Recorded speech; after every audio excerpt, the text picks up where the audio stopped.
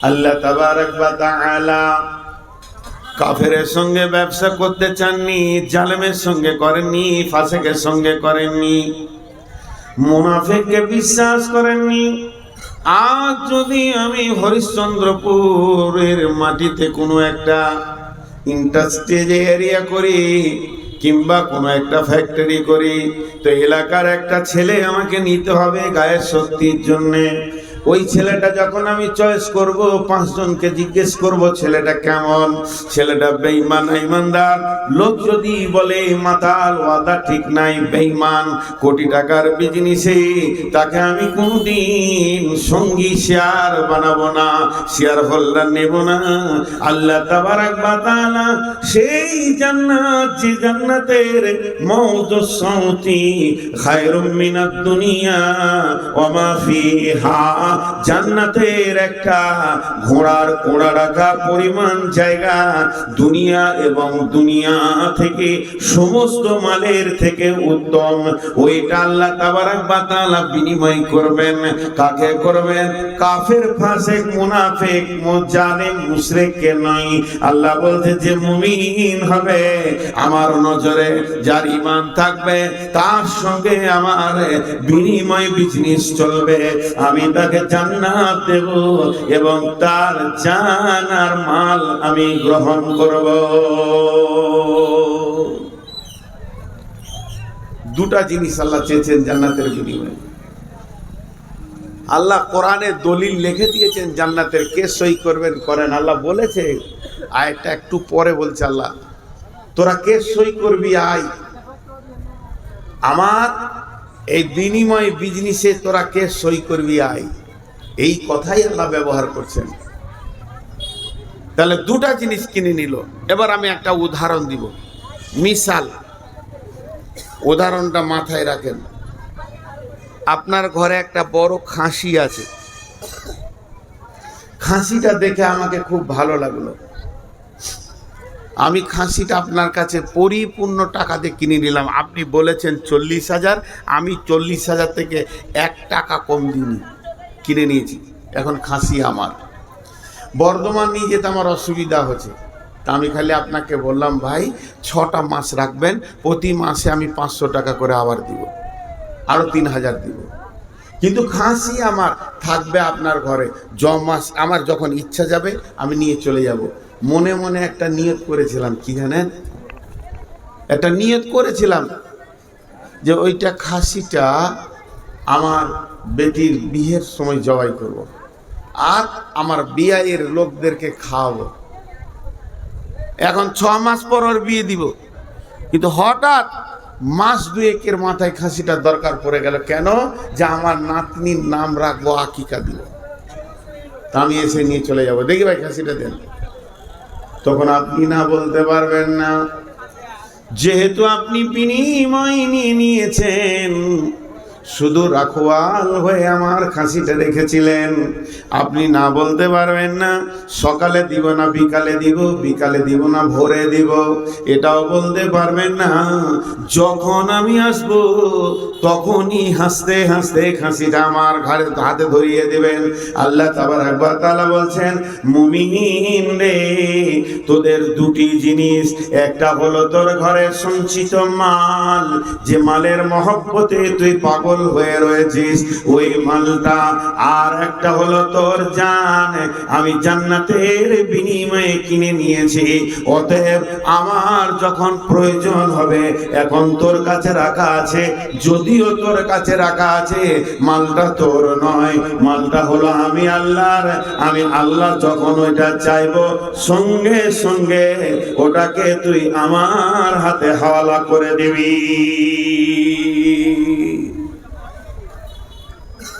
এবার একটা কথা বলবো, কিছুক্ষণ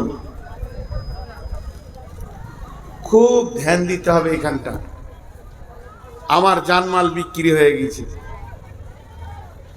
আপনাদের উত্তরবঙ্গে এই রোগটা খুব বেশি আছে, দক্ষিণবঙ্গে আছে, আমাদের বর্ধমান, মেদিনীপুর, বাঁকুড়ার দিকে আছে, কিন্তু কম তুলনামূলক। আপনাদের এই এলাকায় বেশি, মালদা, মুর্শিদাবাদ, দিনাজপুরে খুব বেশি এই রোগটা। সেটা কি? আমি আমাকে দিয়ে বোঝাচ্ছি। যখন আমার আব্বা আমাকে ফ্যামিলি থেকে সুন্দর করে বিয়ে দিয়ে বউ দিয়ে আলাদা করে দিল, পৃথক করে দিল, তখন আমার মাল হচ্ছে আব্বার দেওয়া 5 বিঘে জমি আর সামান্য মাল নিয়ে আমি পৃথক হলাম।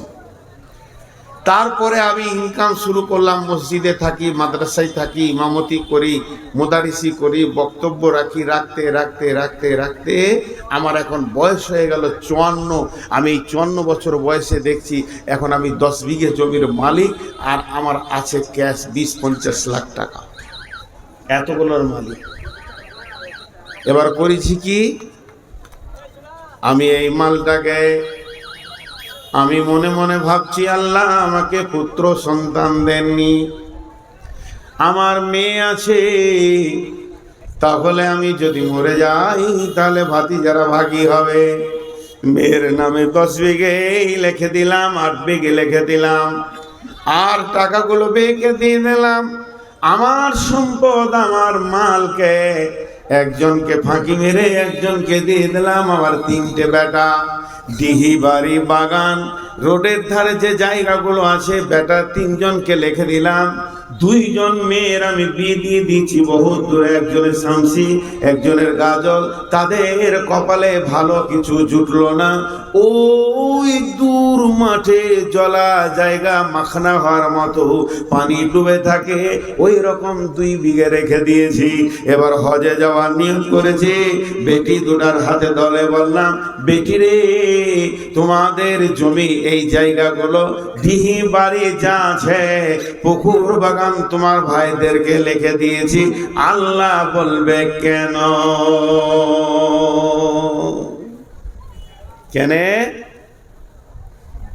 কোরআনের একটা অনুশীলন আছে, একটা চ্যাপ্টার আছে, একটা অধ্যায় আছে, একটা বক্তব্য আছে আল্লাহর, যে আমি নূর মোহাম্মদ মরলে আমার মাল কে কতটা পাবে। খুব বোঝার চেষ্টা করেন, আমার মাল কে কতটা পাবে এটা আল্লাহ বলেছে। বুঝতে না পারলে কিছু করার নাই। আমি আল্লাহকে বলছি, আল্লাহ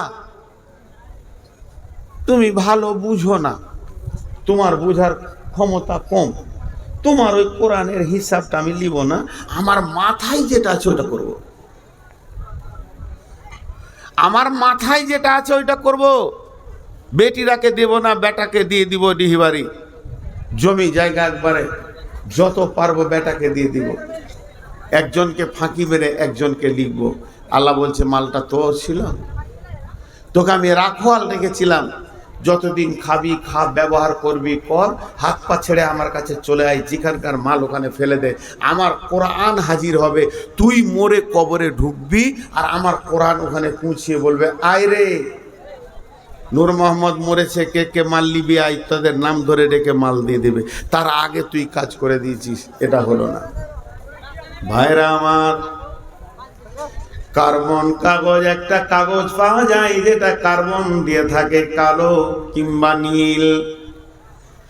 সাদা কাগজের উপরে যদি কার্বন কাগজ দেওয়া হয়, তার উপরে যদি আর একটা সাদা কাগজ দেওয়া হয়, কার্বন পেপার আপনি যেগুলো লিখবেন নিচের পেপারে ওগুলো উঠে যাবে।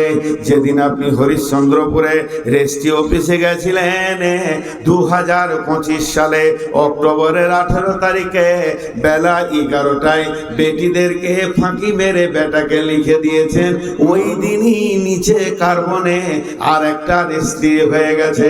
আল্লাহ নবী বলছেন, বিসমিল্লাহির রহমানির রহিম, মান কাদা আমিরা সাওয়ারিসিহি কাদা আল্লাহু মিরাসাহু ফিল জান্নাতি ইয়াউমাল কিয়ামা।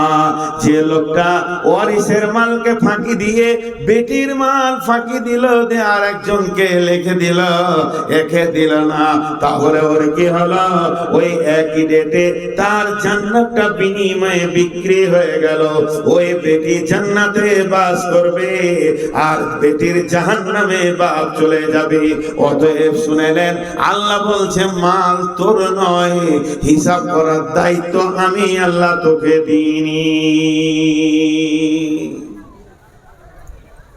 মাল তোর নয়, তুই কি করবি? তোর যতটা দরকার আছে খা, তুই থাক, আয়েশ কর, চিকিৎসা কর, বিক্রি কর 2 বিঘে, ব্যাঙ্গালোর চলে যা, কিডনি চেঞ্জ করে নিয়ে আসগা, তোর যত দরকার আছে করে যা, কিন্তু লেখালেখি করবি না। মাফ করবেন, একবার ক্ষমা চেয়ে বলছি, আপনারা মুরব্বী, আমার থেকে জ্ঞানী, বলেন আপনাদের দেশে এই সিস্টেমটা আছে না নাই? বেটিকে ফাঁকি দিয়ে বেটাকে লেখার সিস্টেমটা আছে না নাই?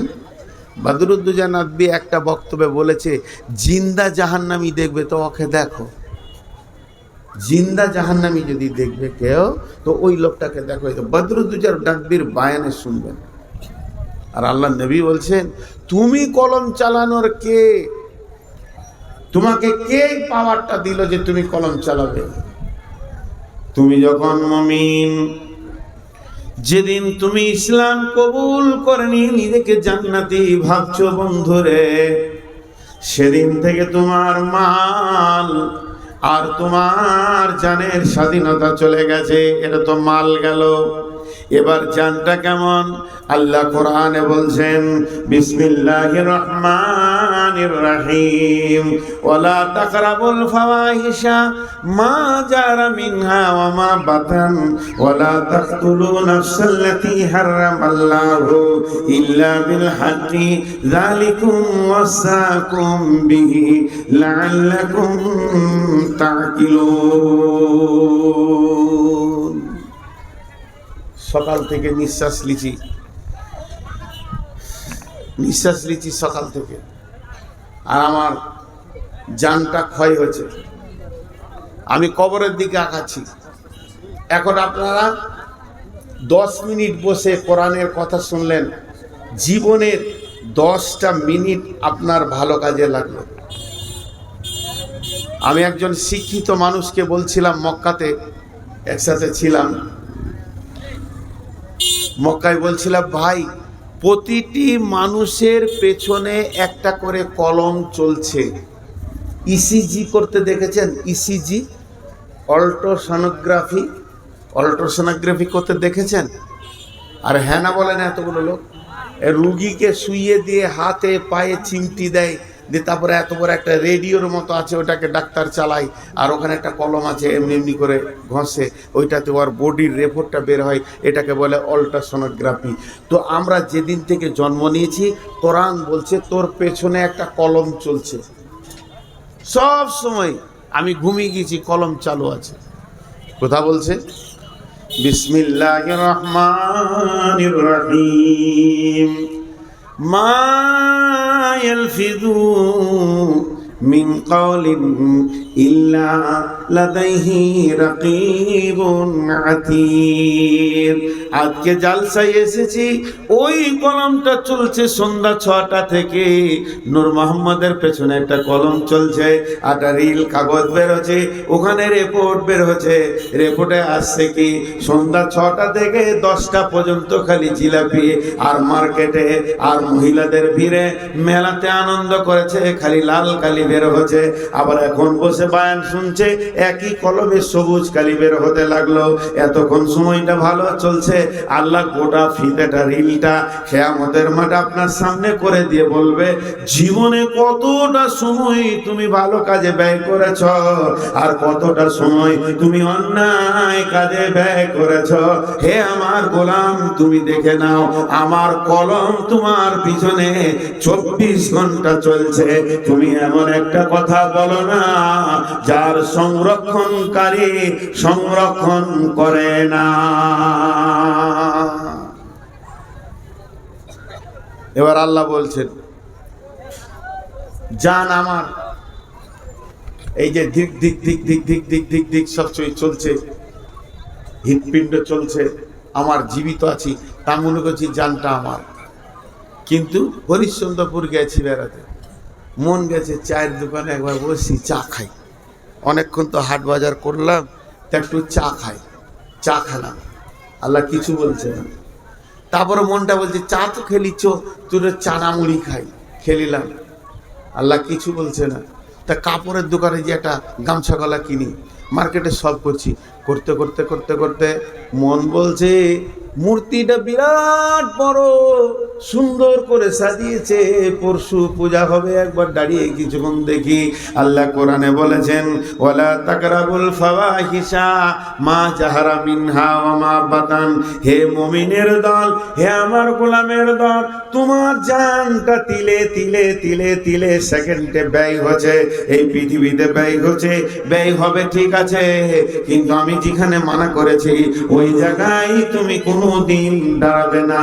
যেখানে প্রকাশ্য কাবিরা গুনাহ হয়, যেখানে মূর্তি পূজা হয়, যেখানে আপনার মাজারের পূজা হয়, যেখানে দেবদেবীর পূজা হয়, যেখানে মদের আড্ডা হয়, তাসের আড্ডা হয়, জুয়ার আড্ডা হয়, যেখানে জিনা ব্যভিচার চলে, সুদের কারবার চলে, যেখানে আপনার কিনা লুচ্চামি চলে, সমস্তকে এক ভাষায় আল্লাহ বলেছেন, হে আমার মুমিনের দল, তোমার জীবনের একটা সেকেন্ড তো দূরের কথা, এক সেকেন্ডের 100 ভাগের 1 ভাগ ওই জায়গাগুলোতে তুমি দাঁড়াবে না।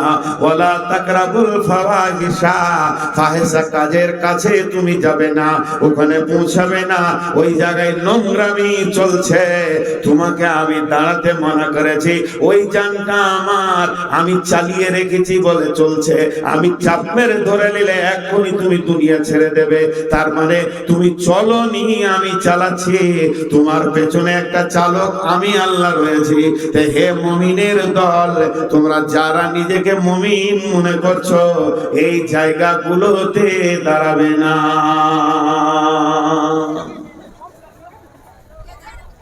মানা করে দিলেন আল্লাহ, আর দাঁড়ানো যাবে না। কারণ জান আমার নয়, জানের মালিক যে সে মানা করে দিয়েছে, আমি পারবো না ভাই। আজকে জালসা চলছে, একটা কমিটি আছে, কমিটির একটা হেড আছে, সেক্রেটারি আছে। সেক্রেটারি বলে শেখা ওখানে, খবরদার কাউকে ফ্রিতে একটা ডেলিগেট দিবি না, 1 টাকা কমে দিবি না। আপনি কি বলবেন? ভাই আমি পারবো না, সম্ভব নয়, পারমিশন নাই। ঠিক ওই রকম জান আর মাল। জান এমন জিনিস, আপনি নিজের মন মতো ব্যয় করতে পারেন না নিজের জানকে। মা বোনেরা, যেখানে নোংরামি, ওই জায়গায় বসতে পারেন না, ওই জায়গায় যেতে পারেন না। হে আমার সন্তানের দল, যে জায়গায় আমাকে আল্লাহ মানা করেছে ওই জায়গায় আমি যেতে পারবো না। তারপর আল্লাহ কি বলছেন? ইউকাতিলুনা ফি সাবিলিল্লাহি ফায়াকতুলুনা ওয়া ইউকতালুনা ওয়া'দান আলাইহি হাক্কান ফিত তাওরাতি ওয়াল ইনজিলি ওয়াল কুরআন। এই জায়গাটা বুঝতে হবে। আল্লাহ বলছেন, ইউকাতিলুনা ফি সাবিলিল্লাহি ফায়াকতুলুনা ওয়া ইউকতালুনা ওয়া'দান আলাইহি হাক্কান ফিত তাওরাতি ওয়াল ইনজিলি ওয়াল কুরআন ওয়া মা আওফা বিয়াদিহি মিনাল্লাহি ফাস্তাবসিরু বিবাইকুমুল্লাযী বা'য়াতুম বি ওয়া যালিকা হুয়াল ফাওজুল আযীম।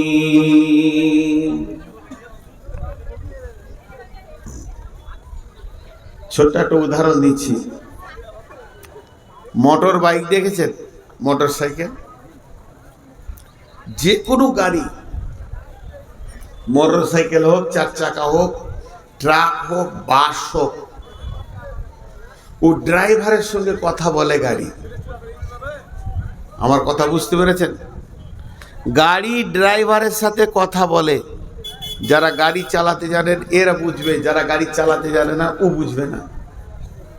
গাড়িতে আপনি চেপেছেন, স্টার্ট করেছেন, গাড়ি যখন চলতে শুরু করবে তো ড্রাইভারের সাথে কথা বলবে।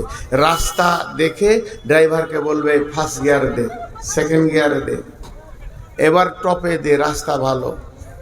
আবার যখন দেখবে যে বাম্পার আসছে, কোনো রাস্তাঘাটে ছেলে পিলে গরু ছাগল আছে, গাড়ি বলবে ব্রেক কর, টিপে ধর, থামা, আবার দ্বিতীয় গিয়ার দে, এবার তিনবার দে, টপে দে। তো যতক্ষণ গাড়ি চলে ড্রাইভারের সাথে গাড়ির একটা অ্যাডজাস্টিভ কথা হতে থাকে, বুঝতে পেরেছেন?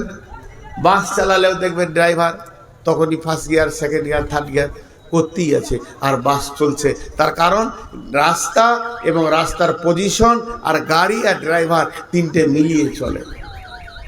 ওকে চিঠি দিতে হয় না, চিঠি দিতে হয় না, কাউকে বলতে হয় না এখন সেকেন্ড গিয়ার দে, কাউকে মাইকিং করতে হয় না, কোম্পানির তরফ থেকে খবর আসে না। পাকা ড্রাইভার রাস্তা দেখলে বুঝে নেয় যে রাস্তা কি বলছে, আমার গাড়ির গিয়ার কত নম্বর দিতে হবে। আমি কথাটা বললাম, এটা বুঝতে পেরেছেন? আমি কথাটা জীবিতদেরকে বললাম না মৃত্যুদেরকে? একটা তো উত্তর চেয়েছি ভাই। যারা ড্রাইভার তারা বুঝতে পেরেছেন? আমি যে উদাহরণটা দিলাম সেটা আপনারা বুঝতে পেরেছেন? হ্যাঁ, কিন্তু এত চুপ কেন? বাংলাদেশের ডিসেম্বরে যাব, ওখানে জালসা করে একটা মজা, মুখ খুলে। ঠিক বলেছেন, বলতে হবে, আরো আগ্রহ লাগে কথা বলতে। আর এখানকার শ্রোতাদেরকে গরম করাই যায় না, মুখ খুলবেই না ও।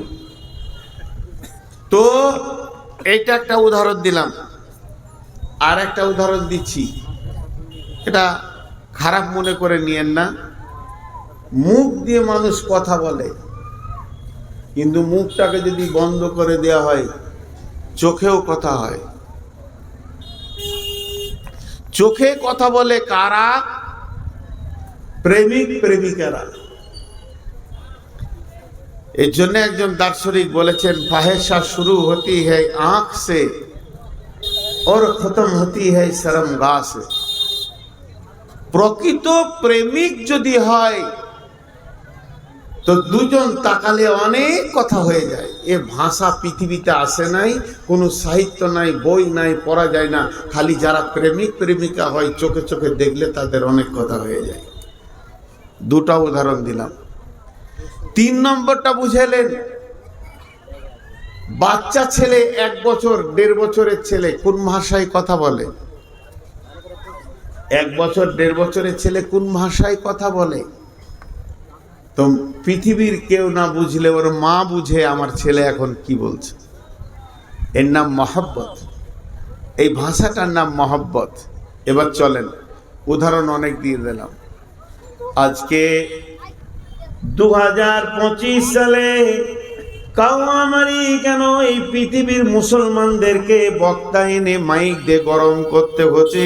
তোমাদেরকে টাকা লাগবে, এখানে টাকা দিতে হবে, টাকা দিলে এই জিনিসে এই কাজ হবে। কিন্তু সাহাবা রাদিয়াল্লাহু আজমাইনদের জীবনটা কেমন ছিল? তারা এই আয়াতের তাফসীর কেমন বুঝেছিল? তারা নিজের মাল এবং জান কখন দিতে হবে পরিস্থিতি দেখে তারা বুঝে নিত। তাদেরকে এলানের প্রয়োজন হতো না জান কখন দিতে হবে। আল্লাহ এখন আমার জানটা চাইছে না আমার মালটা চাইছে, সাহাবীদের বুঝতে অসুবিধা হতো না। ওদের যুদ্ধে বিশ্ব নবী মদিনা প্রাম্বে, মদিনার প্রাতদেশে মসজিদে নববী থেকে মাত্র 3 কিলোমিটার দূরে উহুদের স্পট, যেখানে উহুদের যুদ্ধ হয়েছে, ওখানে একটা পাহাড় আছে। ওই পাহাড়টার নাম হলো উহুদ। ওই পাহাড়ের নামের কারণে যুদ্ধটার নাম হয়েছে উহুদের যুদ্ধ। এই যুদ্ধে বিশ্ব নবী লোহার বর্মা পরেছিল, গোটা বডিতে লোহার চাদর পরেছিলেন, মাথায় লোহার চাদর পরেছিলেন। আর বিশ্ব নবীর বডিটা স্বাভাবিকের থেকে একটু ভারী হয়ে গেছে। আল্লাহ নবী ডান দিকে বাঁ দিকে সামনে পেছনে চারিদিকে যেন সব সময় মহড়া দিতে রয়েছেন, কখন কোন দিকে শত্রু আসে। সাহাবা রাদিয়াল্লাহু আজমাইনেরা রাসূলের সঙ্গে রয়েছেন, চারিদিকে যেন একটা মহড়া চলছে। ঠিক এরকম সময়ে আল্লাহর নবী একটা পাথরের উপরে উঠবেন। স্বাভাবিক স্বাভাবিক একটা মানুষ যত উঁচুতে উঠতে পারে, পাথরটার একটু উঁচুতে রয়েছে, মাঝে একটা যদি আর একটা ছোট পাথর থাকতো তাহলে ওটাতে পা দিয়ে আল্লাহর নবী ওই পাথরে উঠলে মহড়াটা ভালো হতো। রসুলের চিন্তা আপার চিন্তা। হযরতে তালহা রাদিয়াল্লাহু তাআলা আনহু দেখলেন আল্লাহর নবী এই পাথরটা উঠতে চাইছেন কিন্তু ঠিক জুতে আসছে না। তালহা রাদিয়াল্লাহু আনহু কি করলেন, দৌড়ে গিয়ে পাথরের নিচে শুয়ে গেলেন আর বললেন, ইয়া রাসূলুল্লাহ, আপনি আমার বুকে পা দিয়ে উঠে যান। তালহা বুঝে নিলেন এখন আমার বডিটা আমার আল্লাহ চাইছে। বিশ্ব নবী তালহার বুকে পা রাখলেন আর ওই পাথরে উঠে দাঁড়ালেন, পা রাখলেন আর বললেন, তালহা রে, তুমি যে কাজ আজ করেছো, তুমি নিজের জন্য জান্নাতকে অজিব করেছো। বলেন কে বলেছিল তালহাকে তিনটে বক্তা নিয়ে এসে বায়ান করে বলবে, তালহা রসুলের পায়ের নিচে সুদগা, রসুল উঠবে ওখানে? বুঝে নিয়েছিল এখন আমার বডিটা চাইছে। শুধু তাই নয়, বেঈমান কাফের মুশরিকরা রসুলকে লক্ষ্য করে তীর রেডি করেছেন। জিহাদের ময়দানে সাহাবীরা চারিদিকে ব্যস্ত, তালহা দেখছেন এরা যেভাবে তীরকে রেডি করেছে, বিশ্ব নবীকে তীরের ধনুতে, তীরের ফলাতে জার জার করে ফেলবে। হযরতে তালহা আল্লাহর নবীকে উহুদের প্রান্তে একটা গর্তে ঢুকিয়ে দিয়ে মুখে দাঁড়িয়ে গেলেন। শুধু দাঁড়ালেন না, নিজের বুকে 180টা তীরকে খেলেন। সেই তীর খেয়ে রক্তে রঞ্জিত হয়ে পড়ে গেলেন। বন্ধুরা আমার, এ ছিল সাহাবীদের জীবন। তারা জানতো ইসলামের জন্য কখন জান লাগবে আর কখন মাল লাগবে। আল্লাহ আমার জানটা কখন চাইছে আর মালটা কখন চাইছে তারা জানতো। তারা প্রেমিক ছিল, প্রেমিক ছিল। তাদের চোখের ইশারা এমন হতো, প্রেমিকের মতো ঝাঁপিয়ে পড়তো। ভাইরা আমার, শুধু এইটা নয়, আল্লাহর নবী মসজিদে নববীতে সাহাবীদেরকে বললেন, বসে যাও। তবুকের অভিযান। আল্লাহর নবী বললেন, যায়েদ তুমি কোথা আছো? লাব্বাইক রাসূলুল্লাহ। আব্দুল্লাহ ইবনে রাওয়াহা কোথা আছো? আব্দুল লাব্বাইক রাসূলুল্লাহ। জাফর বিন আবি তালিব কোথা আছো? লাব্বাইক রাসূলুল্লাহ।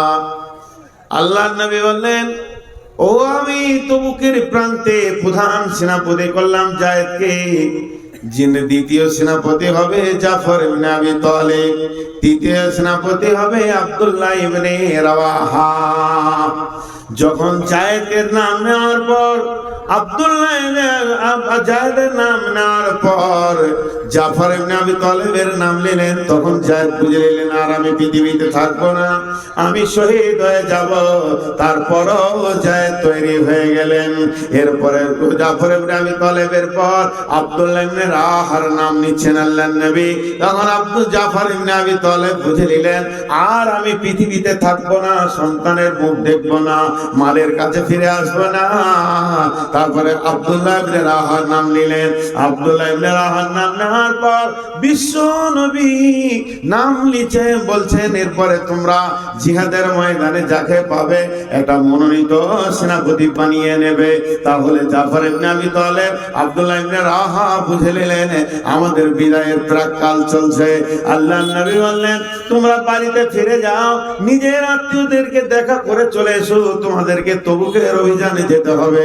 আর জায়েদ ইবনে হযরতে জায়েদ উঠে দাঁড়িয়ে বললেন, ইয়া রাসূলুল্লাহ, ইয়া হাবিবাল্লাহ, আপনি আমার বাপের ভূমিকায় ছিলেন, আম্মা জান আয়েশা আমার মায়ের ভূমিকায় ছিল, অতএব আপনারা আমাকে ক্ষমা করবেন, আমি আমার জন্য দোয়া করবেন। এরপরে জাফর ইবনে আবু তালিব নিজের সন্তানদের ব্যাপারে বিবিকে ওসিয়ত করলেন, হে আমার বিবি শোনো, রাসূল আমাকে দ্বিতীয় সেনাপতি বানিয়েছেন, মানে আর আমি ফিরে আসছি না। বিবি রে, আমার সন্তানদেরকে আমার রাস্তায় দিয়ে দিও। দিও, আমার মতো মুজাহিদ বানিয়ে দিও। এই বলে জিহাদের ময়দানের দিকে দৌড়তে লাগলেন। এরপরে আব্দুল্লাহ ইবনে রাওয়াহা বিবিকে বলছে, তেলাওয়াত বন্ধ করো, তোমার সঙ্গে আমার জান্নাতে দেখা হবে। তবে শুনে নাও হে আমার বিবি, আমাকে রাসূল মুতার প্রান্তে তৃতীয় সেনাপতি বানিয়েছেন। আমি এখন আল্লাহর রাস্তায় চলে যাচ্ছি, আমি শহীদ হয়ে যাব, তোমার সঙ্গে আমার জান্নাতে দেখা হবে। এই বলে বেরিয়ে গেলেন। তিনটে শহীদ হয়ে মুতার প্রান্তে তারা দুনিয়া থেকে চলে গেলেন। তারা জানতেন ইন্নাল্লাহা আশতারা মিনাল মুমিনিনা, আমরা মুমিন, আমরা আল্লাহকে জান দিয়ে দিয়েছি। ইকাতিলুনা ফি সাবিলিল্লাহ, আল্লাহর রাস্তায় নিজেদেরকে জান দিতে হবে। আয়াকতুলুনা ওয়া ইকতালুনা, হয় আমরা কতল হয়ে যাব, না হয় কতল করব। এই আল্লাহর রাস্তায় দাঁড়িয়ে হয় তুমি কতল হয়ে যাও, না হয় তুমি বিপক্ষকে কতল করে দাও। ওয়া ইকতালুনা ফি সাবিলিল্লাহ, আল্লাহর রাস্তায়। তারা জানতো কখন জান দিতে হবে, তাদের এটা জানা ছিল। জানা নাই আপনার আর আমার। ভাইরা আমার, এইটা নাকি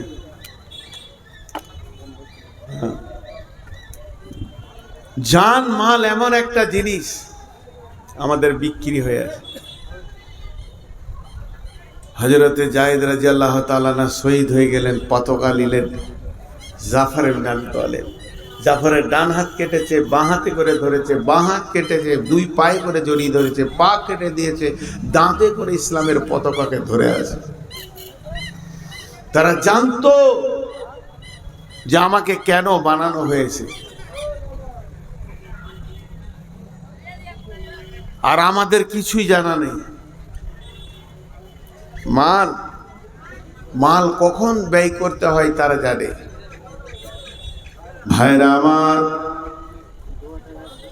মাল হযরতে উসমান গনি, আল্লাহ তাবারক ওয়া তাআলা উসমান গনিকে মাল দিয়েছিলেন, তিনাকে মালের সম্ভার দিয়েছিলেন, তিনাকে গনি বানিয়েছিলেন, ধনী বানিয়েছিলেন। তিনি ইসলামের তৃতীয় খলিফা ছিলেন। প্রথম খলিফা আবু বকর, বিদায়ের পর ওমর ফারুক রাদিয়াল্লাহু তাআলা আনহু। ওমর যেদিন বিদায় নিলেন, হযরতে উসমান গনি খলিফা হলেন।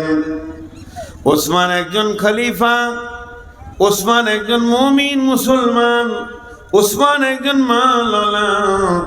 শুধু তাই নয়, ওসমান হলেন রাসূলের জামাতা, দুনুরাইন। রাসূলের দুই মেয়েকে ওসমান বিয়ে করেছিলেন। একটা মরে যাওয়ার পর জামাইটা কত প্রিয় ছিল, রাসূল দ্বিতীয় বিটি দিয়ে দিলেন।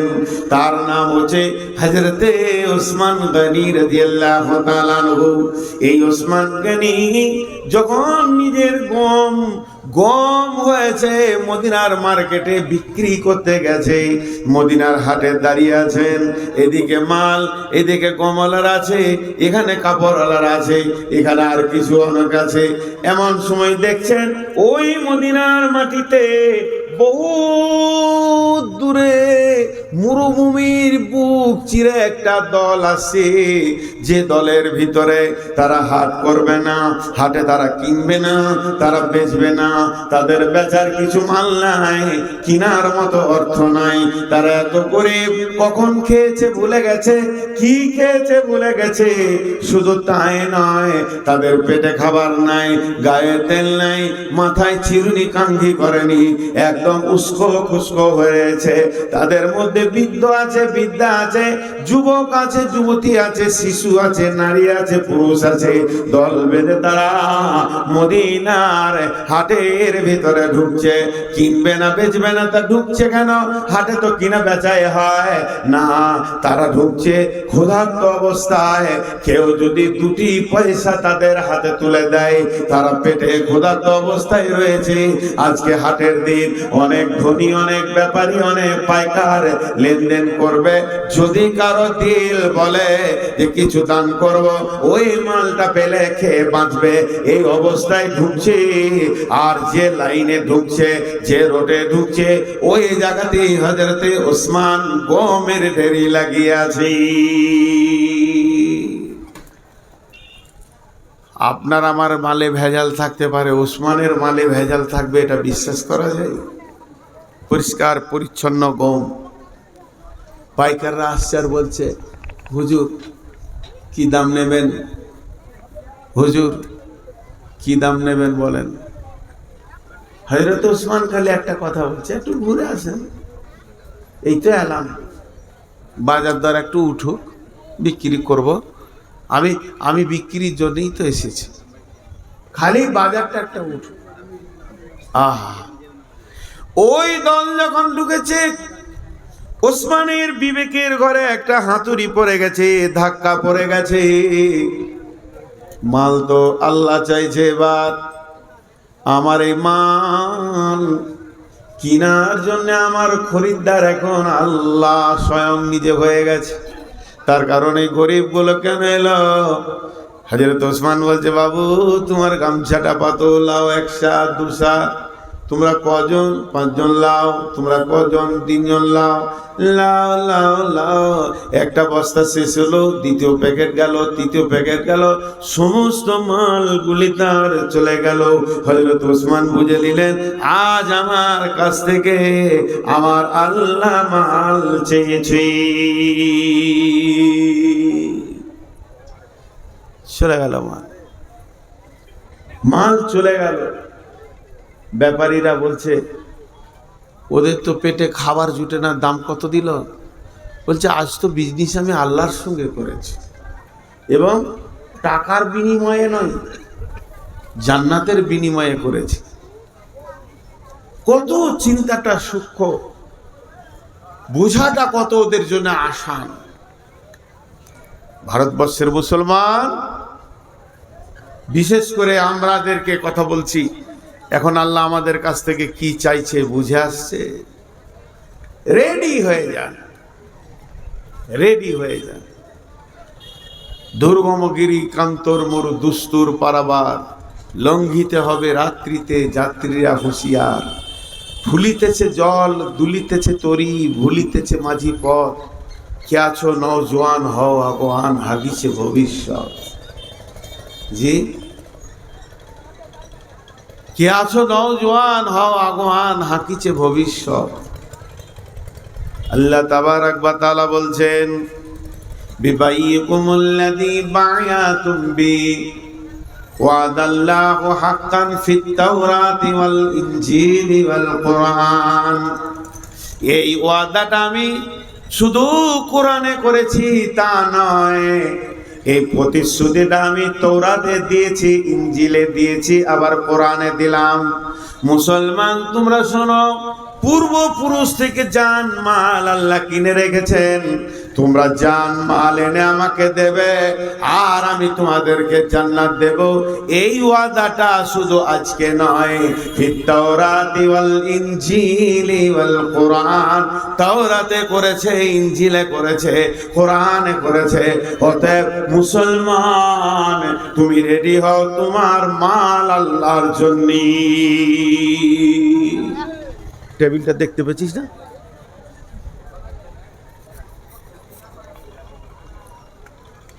সব তোমার আল্লাহর জন্য। বুঝে নিতে হবে আল্লাহ এখন কি চাইছে। দেখেন, যে সাহাবীগুলোই বুঝেছিল তাদের ইতিহাস কি। ওই যে তালহা রাদিয়াল্লাহু তাআলা আনহু রাসূলের জন্য পাথরের নিচে শুলেন। শুধু তাই নয়, 180 খানা তীর নিজের বুকে নিলেন, রসুলকে একটা লাগতে দেননি। এই তালহা রাদিয়াল্লাহু তাআলা আনহু তখন মরে যাননি, তার অনেক পরে মারা গেছেন।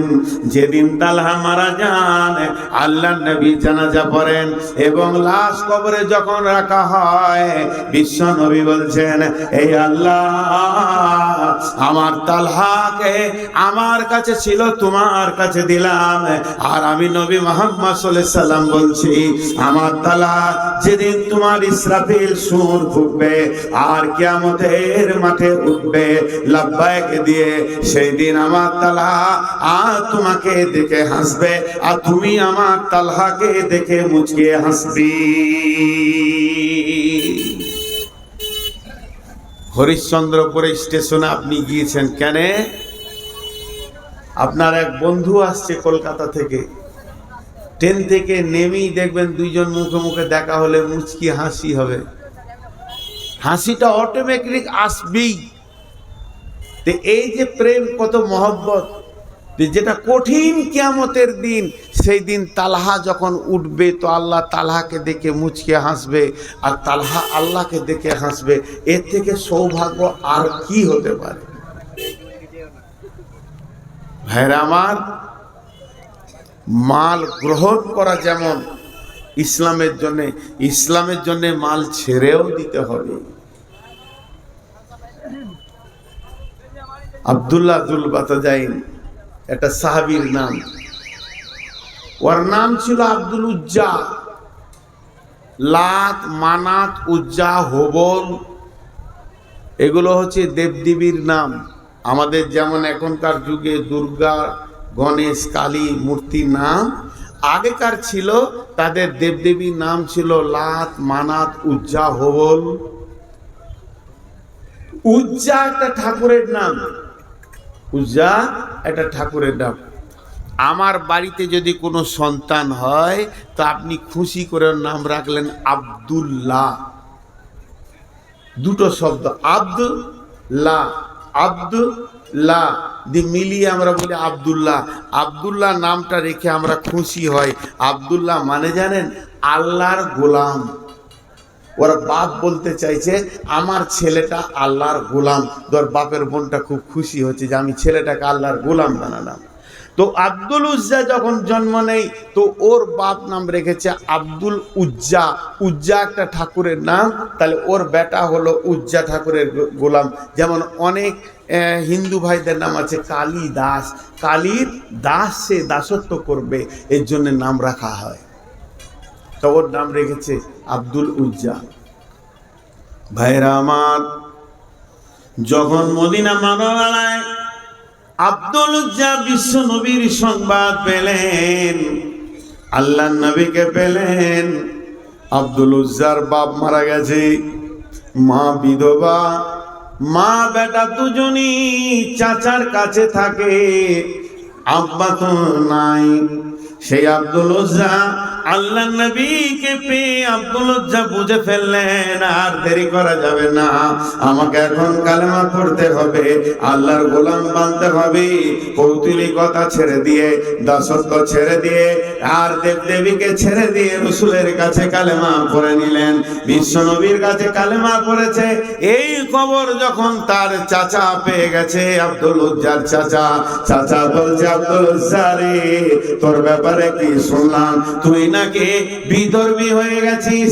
তখন আব্দুল উজ্জা পরিষ্কার বলছে, চাচা, বরং সত্যকে এতদিন খুঁজে পেয়েছি, সত্যের সন্ধানে ছিলাম, সত্য যখন পেয়েছি মিথ্যাকে ছেড়ে দিয়ে সত্যকে গ্রহণ করে নিয়েছি। চাচা, এ ব্যাপারে কোনো সন্দেহ নাই, আপনি যেটাই ভাববেন ওটা ভাবতে পারেন, আমি সত্যকে গ্রহণ করে নিয়েছি। চাচা বলছে, বেটা শোন, যদি ওটাকে গ্রহণ করিস তাহলে বাপ চাচার মালে তুই ওয়ারিস থেকে বাদ চলে যাবি।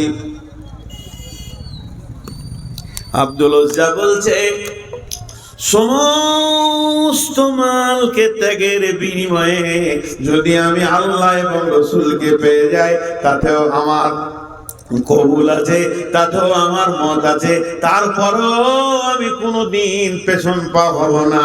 চাচা তখন বলছে এক্ষুনি বাড়ি থেকে বের হয়ে যা, একটা সম্পদ তুই পাবি না।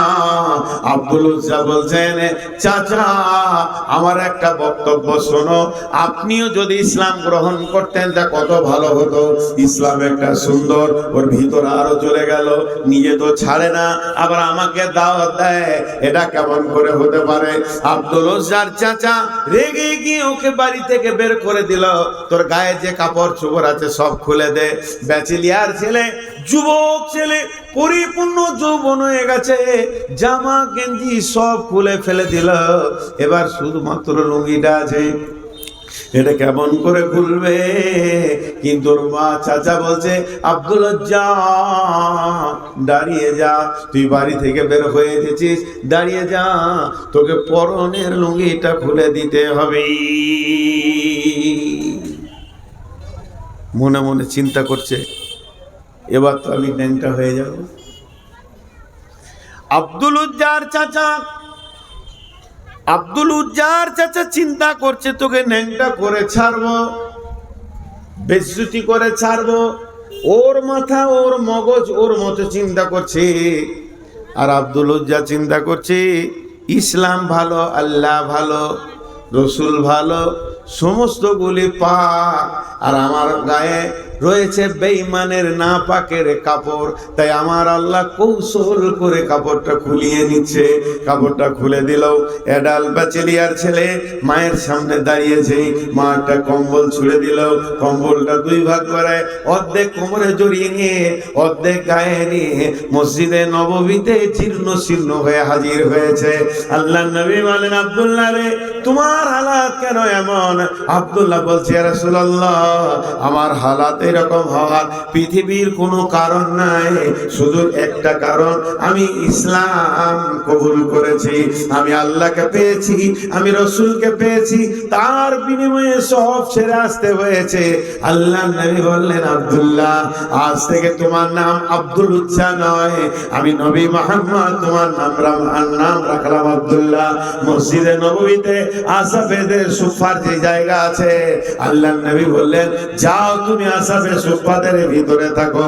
আব্দুল্লাহ আসাফে সুফাদের সঙ্গে থাকতে লাগলো, যাদের ঘর নাই, বিবি নাই, ছেলে নাই, আবার যদি কোনো হাদিয়া সাদকা আসে সেই খেজুর তারা খেতে পায়, আর যদি না আসে তাহলে না খেয়ে থেকে যায়, তাদের সঙ্গে থাকতে লাগলো আব্দুল্লাহ থাকতে থাকতে জোরে জোরে কোরআনকে তেলাওয়াত করে করে পড়তে লাগলো।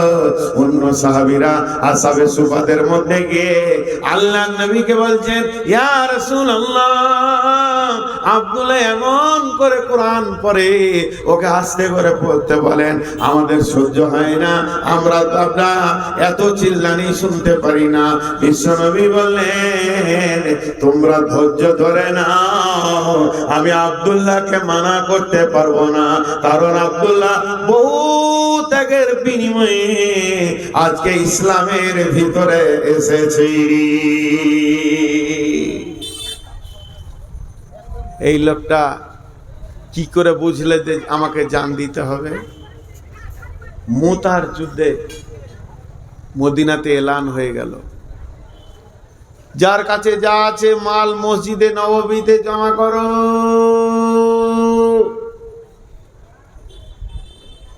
হঠাৎ যুদ্ধের ডঙ্কা বেজে উঠেছে। রোম সম্রাট, পারস্য সম্রাট, বিরাট শক্তির অধিপতি ছিলেন, তারা তখন জর্ডান বর্ডার হয়ে মুতা নামে প্রান্তে হাজির হয়ে গেছে।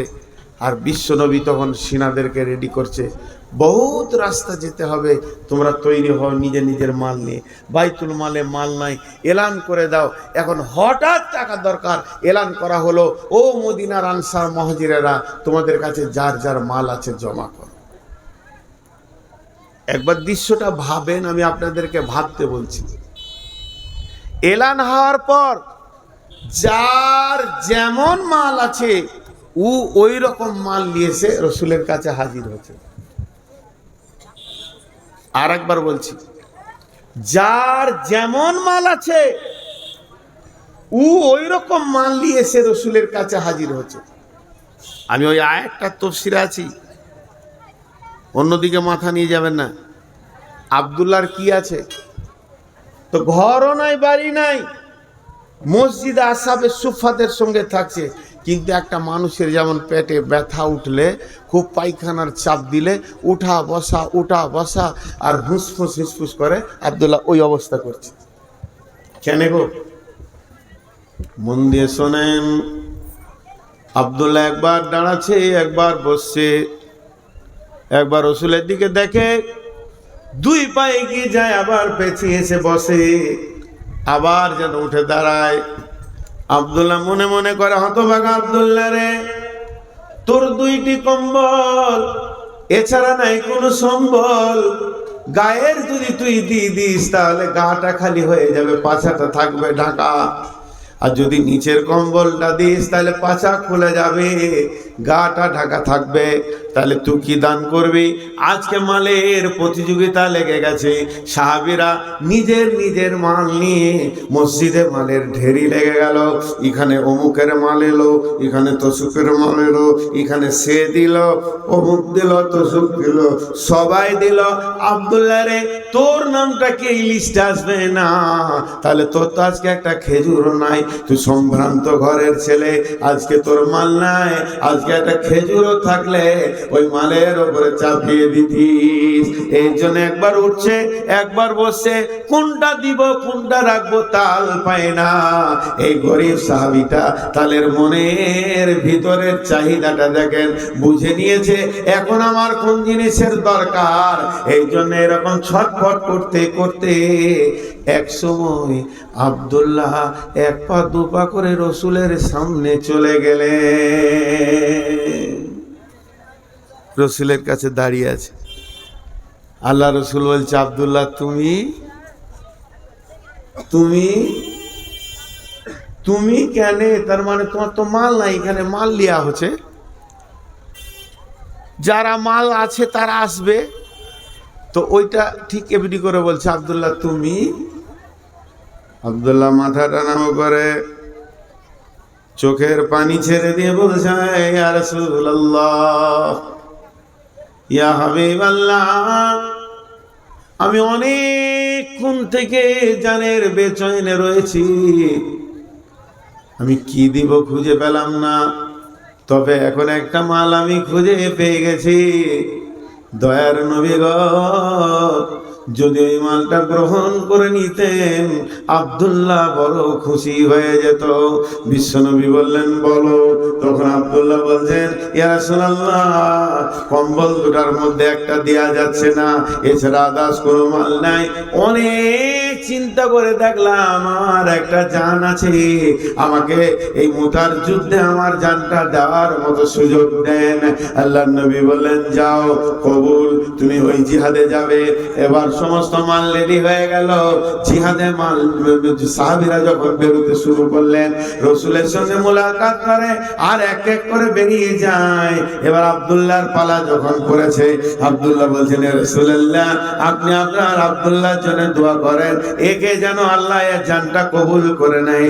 আব্দুল্লাহর ঘাড়ে হাত দিয়ে আল্লাহর নবী বললেন, এই আল্লাহ, আব্দুল্লাহ বহু ত্যাগের বিনিময়ে দ্বীন ইসলামে এসেছে, আমি তোমার আখিরি পয়গম্বর নবী মুহাম্মদ আব্দুল্লাহর জন্য, কাফেরদের জন্য আব্দুল্লাহর রক্তকে হারাম করে দিলাম। তখন আব্দুল্লাহ চিৎকার করে বলল, ইয়া রাসূলুল্লাহ, ওদের জন্য যদি আমার রক্তটা হারাম হয়ে যায় আমি শহীদ কেমন করে হব? বিশ্ব নবী বলেন, আব্দুল্লাহ রে, তুমি যদি বিছানায় মারা যাও তবুও তুমি শহীদের দরজা পাবে। এই আব্দুল্লাহ বেশ কিছুদিন পর মুতার প্রান্তে, ওখানে বেশ কিছুদিন ঠান্ডা খোলা আকাশে থাকার কারণে পৃথিবী ছেড়ে চলে গেলেন, রোগে আক্রান্ত হয়ে চলে গেলেন।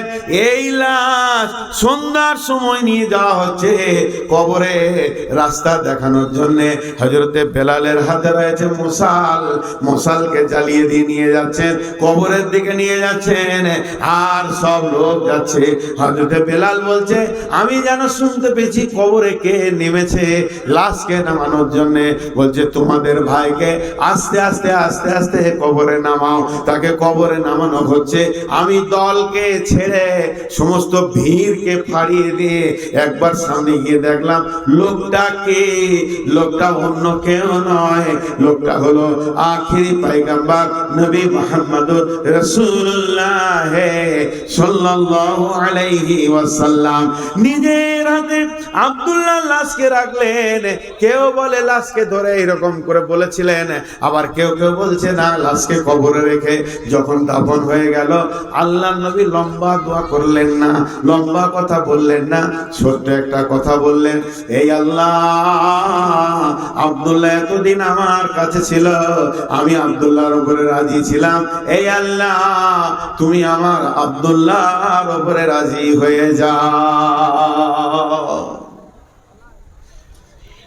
এই জীবনগুলো কখন হয়েছে?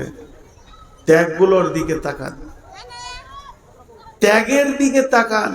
এই জায়গায় আল্লাহ রসুল বলছে আমি রাজি, তুমি রাজি হয়ে যাও আল্লাহ। এই দোয়াটা কখন পেয়েছে?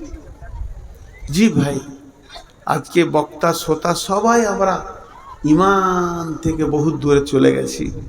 কি বুঝাবো কি দিব, কি বুঝাবো কি দিব খুঁজে পাই না। এর জন্য আমার শুরু ভূমিকায় ছিল, হে মুমিন তোমার জান তোমার মালকে আল্লাহ বলছে আমি জান্নাতের বিনিময়ে কিনে নিয়েছি। আজকে আমাদের জান আমাদের মাল আর আমাদের হাতে নাই, কিন্তু আমরা বুঝি না। জি, হযরত ওসমান কত মাল দান করেছেন। আল্লাহ রসুলের কাছে একটা যুবক এলো, ইয়া রাসূলুল্লাহ আমি কয়েকদিন খেতে পাইনি, আমাকে কিছু দেন। নবীজি বললেন তুমি ওসমানের ঘরে যাও। ওই যুবক ওসমানের বাড়ি গেল। ওসমান গনি ওর বিবিকে বকছে দেখে ফিরে এলো, রসুলকে বলছে ইয়া রাসূলুল্লাহ খুব বকাবকি করছে, যাও। এবার গেল ওসমানের ঘরে, দরজায় ধাক্কা দিল, ওসমান বেরিয়ে এলেন। জিজ্ঞাসা করছে কি বাবু? বলে কি আমি রসুলের কাছে এসেছিলাম, রসুল আমাকে পাঠিয়েছে আপনার কাছে, আমি আমার পরিবারকে নিয়ে কয়েকদিন না খেয়ে আছি। হযরত ওসমান কিছু মাল দিলেন। যুবক বলে বন্ধু এই মালটা আমি কিছুক্ষণ আগে আপনার কাছে চাইতে এসেছিলাম, ফেরত গেছি। হযরত ওসমান বলে আমি তো কাউকে ফেরত দিইনি।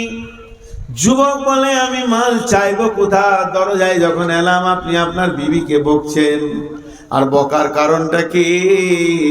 দুইখানা প্রদীপ জ্বেলেছে, একটা আলোতে হয়ে যাবে, একটা প্রদীপে হয়ে যাবে, দুইটা অতিরিক্ত জ্বেলেছে, এই জন্য আপনি বকছিলেন। আমার মন বলছে যার ঘরে দুইটা প্রদীপ জ্বললে সে বিবিকে এত বকে, ওই লোক কি দান করতে পারে নাকি? এই জন্য আমি লজ্জায় পালিয়ে গেছিলাম, শরমে পালিয়ে গেছিলাম, আবার আমি ফিরে আসলাম। তখন হযরত ওসমান বলছে বন্ধু তুমি বলো কিয়ামতের দিন হিসাব লেনদেন চলবে, সেদিন হিসাব নেওয়া হবে, হিসাব দেওয়া হবে। আমি যেগুলো দান করছি এগুলো আমাকে আল্লাহ হিসাব দেবে, আর যেগুলো আমি খরচা করছি বাড়িতে এগুলো হিসাব আল্লাহকে আমাকে দিতে হবে। অতএব কিয়ামতের দিন হিসাব দেওয়ার থেকে হিসাব নেওয়া আসান। এর জন্য আমি খরচা করতে ভয় পাই, দান করতে ভালো লাগে। দান করতে ভালো লাগে। জি, মুমিনের গুণই হচ্ছে দান করা। মুমিনের গুণ হচ্ছে তার মাল থেকে আল্লাহ রাস্তায় বের করে দেওয়া। কোরআন শুরু করতে যে আল্লাহ বলেছেন বিসমিল্লাহির রহমানির রহিম আল্লাযীনা ইউমিনুনা বিল গায়বি ويقيمون الصلاة ومما رزقناهم ينفقون। ওই লোকটার ঈমান আছে, ওই লোকটার ঈমান নাই, এই লোকটা বেঈমান, ওই লোকটার ঈমান আছে। আল্লাহ বলছে শোনো, যার ভিতরে দুটি গুণ দেখবে জেনে নাও তার গায়েবের উপরে ঈমান আছে। আল্লাযীনা ইউমিনুনা বিল গায়বি, সে আল্লাহকে বিশ্বাস করে, ফেরেশতা বিশ্বাস করে, জান্নাত বিশ্বাস করে, জাহান্নাম বিশ্বাস করে। যেগুলো চোখে দেখলো না এগুলোকে বিশ্বাস করে। কি কাজ দেখলে বুঝতে পারবে? সে পৃথিবীতে দুইখানা কাজ করবে। আল্লাযীনা ইউমিনুনা বিল গায়বি, গায়েবের উপরে, অদৃশ্যের উপরে বিশ্বাস আছে কিনা। মুমিনের ঈমান আনার ব্যাপারে যতগুলো চ্যাপ্টার আছে 6টা 30-এর উপরে ঈমান আনতে হবে। তার মধ্যে কিছু গায়েব হচ্ছে, আল্লাহকে দেখলাম না ঈমান আনলাম, আবার আখিরাত দেখলাম না, জান্নাত দেখলাম না, জাহান্নাম দেখলাম না, ফুলসিরাত দেখলাম না, ফেরেশতা দেখলাম না, এর উপরে ঈমান আনতে হবে। এবার তুমি বুঝবে কি লোকটার মধ্যে ঈমান আছে কিনা। ঈমানদারকে দুই জায়গায় দেখা যাবে। আল্লাযীনা ইউমিনুনা বিল গায়বি ওয়া ইউকিমুনাস সালাতা, তারা সালাত আদায় করবে। ওয়া মিম্মা রাযাকনাহুম ইউনফিকুন, আবার নিজের রুজি থেকে আল্লাহর রাস্তায় দান করবে। এর জন্য প্রথমেই বলেছি মুমিনের মাল আল্লাহ জানকে কিনে নিয়েছে। এখানেও আল্লাহ বলছেন মুমিনরা সালাত করবে এবং আল্লাহর রাস্তায় দান করবে। মুমিনের দুটি গুণ থাকবে। দানটা একটা মুমিনের গুণ। গভীর রাত 12টা 1টা বেজে গেছে, তাহাজ্জুদের টাইম, হাজী সাহেব উঠেছেন তাহাজ্জুদ পড়ার জন্য, তখনও আল্লাহ দান করতে বলছে, তখনও আল্লাহ দান করতে বলছেন। বিসমিল্লাহির রহমানির রহিম। তাতাজাফা জুনুবুহুম আনিল মাজাজি'i ইয়াদউনা রাব্বাহুম খাওফাও ওয়া তামাআ ওয়া মিম্মা রাযাকনাহুম ইউনফিকুন। মুমিনরা কি করবে? শুয়ে আছে, গভীর রাত্রিতে উঠবে, বিছানা ছাড়বে, ওই রাতে উজু করে 2 রাকাত নামাজ পড়বে এবং তার রবকে ডাকবে ভয় আর আশার মধ্য দিয়ে, আল্লাহকে ভয় আর আশার মধ্য দিয়ে ডাকবে। সেই সাথে কি করবে? ও মিম্মা রাযাকনাহুম ইউনফিকুন, নিজের রুজি থেকে আল্লাহর রাস্তায় দান করবে। ভাইয়া, এখন একটা কথা বলি আপনাদেরকে, একটা কথা ধ্যান দিয়ে শোনেন। 5টা মিনিট বসেন, 5টা মিনিট আমি বক্তব্যের সারাংশটা গুটিয়ে দিই। আজ বক্তব্যের শুরুয়াত কি ছিল? মুমিনের জান মাল আল্লাহ কিনে নিয়েছেন। বক্তব্যের শেষ অংশ কি হলো? মুমিন গভীর রাতে কাঁদবে, তাও আল্লাহ রাস্তায় দান করবে। মুমিন আমরা যদি হতে চাই তা আমাদের জান মাল আল্লাহর জন্য রেডি করতে হবে। ভাইরা আমার, এখানে যত লোক বসে আছেন, আমি মাত্র 5 থেকে 7টা মিনিট আপনাদের কাছে চেয়ে নিচ্ছি। 5 থেকে 7টা মিনিট, উঠবেন না কেউ। আল্লাহ তাবারক ওয়া তাআলা বলছেন বিসমিল্লাহির রহমানির রহিম। ইয়া আইয়ুহাল্লাযীনা আমানু, ইয়া আইয়ুহাল্লাযীনা আমানু ইসতাঈনু বিস-সাবরি ওয়াস-সালাতি ইন্নাল্লাহা মা'আস-সাবিরিন ওয়া লা তাকুলু লিমান ইয়ুকতালু ফী সাবিলিল্লাহি আমওয়াতুন বাল আহইয়াউ ওয়ালাকিন লা তাশউরুন। وَلَنَبْلُوَنَّكُمْ بِشَيْءٍ مِّنَ الْخَوْفِ وَالْجُوعِ وَنَقْصٍ مِّنَ الْأَمْوَالِ وَالْأَنفُسِ وَالثَّمَرَاتِ এখানেও আল্লাহ ইমানদারদেরকে বলছে ধৈর্য ধরে আমার কাছে সম্পদ চাও। খবরদার শহীদদেরকে মৃত্যু বলবে না, বরং তারা জীবিত তোমরা বুঝবে না। এবং হে মুমিনের দল, পৃথিবীতে তোমার জানের উপরে মালের উপরে পরীক্ষা চলবে। ওয়ালা নাবলুয়ান্নাকুম বিশাইইন মিনাল খাউফি ওয়াল জু'i ওয়া নাকসিম মিনাল আমওয়ালি ওয়াল আনফুসি ওয়াস সামারাত। মুমিন যে হবে জান মালের বিনিময়ে আল্লাহর কাছে সে যেন কোনদিন ফেল করবে না, পাস করে যাবে। হযরত ইব্রাহিম আলাইহিস সালাম সন্তানকে আল্লাহর সামনে জবাই করে দেখিয়ে দিল, আমিও আল্লাহ তোমাকে ভালোবাসি। যা হোক কুদরতে জবাই হলো না, সেটা আল্লাহর ক্যাপাসিটি। ইব্রাহিম দেখিয়ে দিয়েছে আমি জানও দিতে পারবো, মালও দিতে পারবো। অতএব আল্লাহ তাবারক ওয়া তাআলা বলছেন, হে আমার ইমানদার, তোমাদের জান মাল আমি জান্নাতের বিনিময়ে কিনে নিয়েছি। ভাই আমার, আজকে আমি পুরো 1.5 ঘন্টা 1.25 ঘন্টা কথা বললাম একটা বিষয়, সেটা হচ্ছে আমার জান আর আমার মাল আমার নয়। দ্বিতীয় কোনো বিষয়ে আমি যাইনি। তো যে কজনই বসে আছেন, একবার বিবেকের চেতনার দরজাটা খুলি যে আমার জান আমার না আমার মাল আমার। যদি তা না হয়, একবার আল্লাহর রাস্তে 5,000, 10,000, 1,000 দেনওয়ালা কে আছেন, আমি 6 মিনিট আপনাদের হাতগুলো ধরছি, উঠবেন না, তারপরে আপনারা যা করবেন করবেন। 6 মিনিট চেয়ে নিচ্ছি, আর প্রতি মিনিটে আমি বলে দেব যে আর 4 মিনিট আছে, আর 3 মিনিট আছে। আল্লাহর রাস্তে উঠবেন না। আমি তো ওসমান গনির কথা বললাম যে সে মালের বিনিময়ে দান, বলছে আমি দান করে আনন্দ পাই, খরচা করে আনন্দ পাই না। তা আল্লাহর গোলাম কেউ আছেন এই মসজিদ কেন্দ্রিক আয়োজিত মাহফিলে আপনারা 5,000, 2,000, 10,000, 20,000 কারো দেওয়ার যদি ইচ্ছা থাকে যে শেষ বক্তার হাতে দিব, তা আল্লাহর গোলাম বলতে পারেন আপনারা কেউ আছেন কি? মা বোনেরা আপনারা পর্দা থেকে দিয়ে পাঠান। আমি বহু দূরের মুসাফির, আপনাদের জন্য দোয়া করব। আছেন কেউ আল্লাহর গোলাম? এখানে কেউ রয়েছেন ওই রকম 5-10 হাজার দেনেওয়ালা কেউ রয়েছেন? জি বলেন। আল্লাহর বান্দা বলেন, আল্লাহর জন্য বলেন। একটা 5,000 বলেন দেখি, একটা। এই ধনমাল ছিল তোমার ও দাদার, সে মরে গিয়ে আজ হয়েছে বাবার।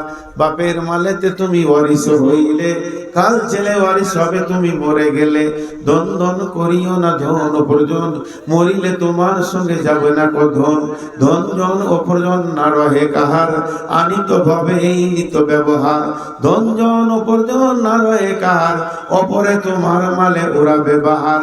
একা অন্ধকারে ছিলে মায়েরই উদরে, একা ফের যেতে হবে ঘোর অন্ধকারে। দেখেন পাশে কি নাম, দেখেন জামাল হোসেন, দাদা দাদি চাচা, এরা সব দুনিয়াতে নাই। 5,000 টাকা দিয়েছে, 10,000, 5,000 নগদ, 5,000 বাকি লিখে নেন। জামাল হোসেন ভাই অনেকজন ওর মনের আকাঙ্ক্ষা, এই আল্লাহ জামাল ভাই 10,000 দান করেছে নগদ বাকি নিয়ে। মাহবুব দানটা তুমি কবুল করে নাও, আমি মুসাফির তোমার কাছে আবেদন করি। এবং যতজনকে সে নিয়ত করেছে, দাদা দাদি আর ভাই চাচা, যার যত আত্মীয় স্বজন মাটির নিচে চলে গেছে, আল্লাহ তাদেরকে তুমি মাফ করো, ক্ষমা করো, তাদেরকে তুমি দয়া করো। কিয়ামতের দিন নবীর হাতে পানি পান করা তৌফিক দিও। শহীদের দরজা দান করিও, শহীদের সঙ্গে তুমি জান্নাত দান করিও, ফুলসিরাতে পার করে দিও।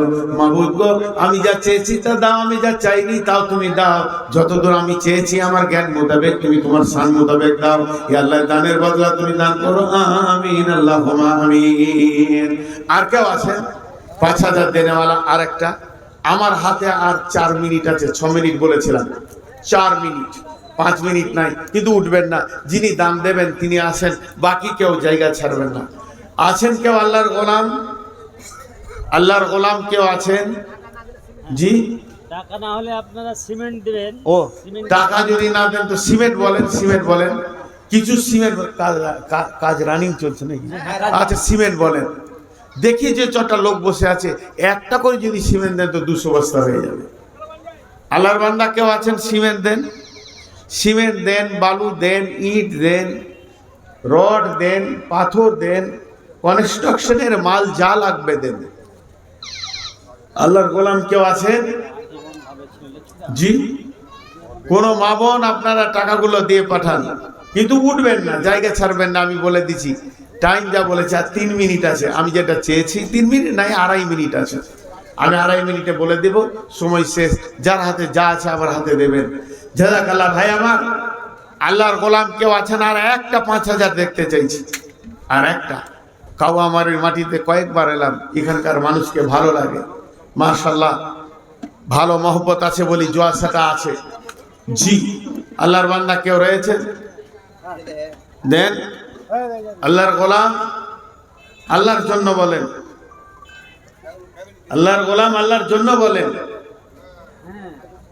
জি, আর একটা দেন। 10,000-এ কেউ? একজন দাঁড়ান, একজন। কত আছে? 5,000। 10 নয়, এটা 5,000। 5 বলি, ভুল করলাম নাকি রে? 10 দিত। মাশাআল্লাহ। কি নাম? মোহাম্মদ ইউনুস ভাই। 10,000 দিয়ে দেবে ইউনুস ভাই? এরা বলছে 10,000 দিয়ে দেবে, আমার জোড়া হয়ে যাবে বলছি। আচ্ছা আচ্ছা, 5,000 লিখেলেন ইউনুস ভাই। 5,000 বাকি। ইন্নালিল্লাহ। সিমেন্ট করেন, সিমেন্ট খুললে তো কিছু দেন। মাশাআল্লাহ। আর কেউ আছেন ভাই আমার? আপনাদেরকে আমি বসিয়ে রাখতে পারবো আর 1 মিনিট, 1 মিনিট। তারপর আপনারা স্বাধীন। বসেছেন এর জন্য আমি খুশি। আমাকে ভালোবাসেন, আমার মহব্বতে বসেছেন, আমার কথা রেখেছেন। আল্লাহ এর জন্য আপনাদের ইজ্জত সম্মানকে বাড়াবেন। আমার ইজ্জত দিয়েছেন, আল্লাহ আপনাদের ইজ্জত দান করুন। আমি দোয়া দিচ্ছি, মাশাআল্লাহ। আর কেউ আছেন ভাই আমার?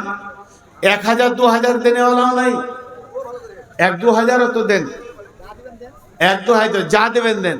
আচ্ছা, যতজন বসেছেন তাদেরকে বলছি, আপনাদেরকে যত টাইম আমি চেয়েছিলাম টাইম দিয়ে দিয়েছে না?